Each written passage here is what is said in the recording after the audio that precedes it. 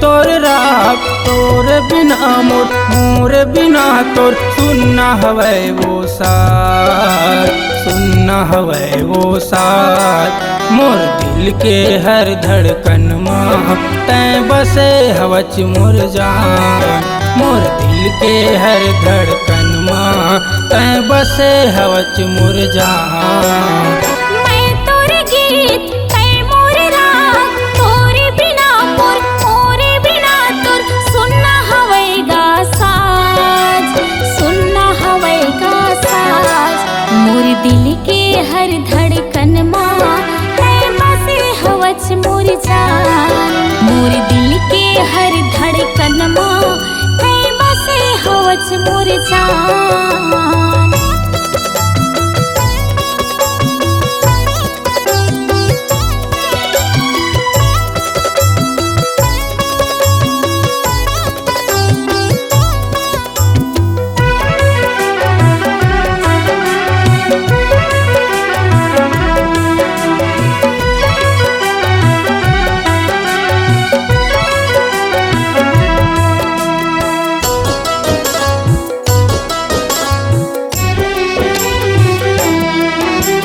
जैसे सुना है दीना बात बिना मोर संगी, वैसे सुना है संगहा साथी बिना मोर संगी। सात सुर के डोरी माँ बसे दोनों के जान है, दो शरीर एक जान है और बिना मोर का धार है, दो शरीर एक जान है और बिना मोर का धार है। मोर लफ्ज के हर कण कण माँ निकले गोरी तोर नाम, मोर लफ्ज के हर कण कण माँ निकले राजा तोरी नाम। मोर दिल के हर धड़कन माँ तैं बसे हवच मोर जान, मोर दिल के हर धड़कन माँ तैं बसे हवच मोर जान।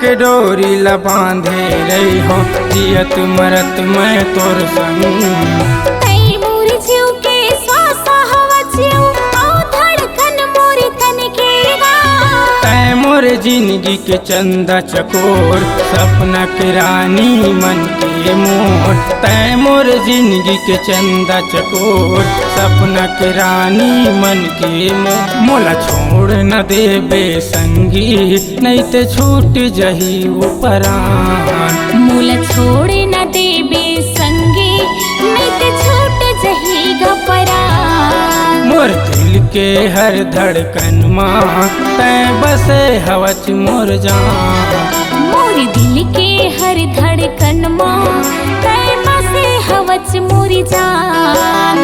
तैं मोर गीत मैं तोर राग तोर बिना मोर बिना तोर सुनना हवे वो साथ, सुनना हवे वो साथ। मोर दिल के हर धड़कन माँ तैं बसे हवच मोर जान, मोर दिल के हर धड़कन माँ तैं बसे हवच मोर जान। मोर दिल के हर धड़कन माँ तैं बसे हवच मोर जान।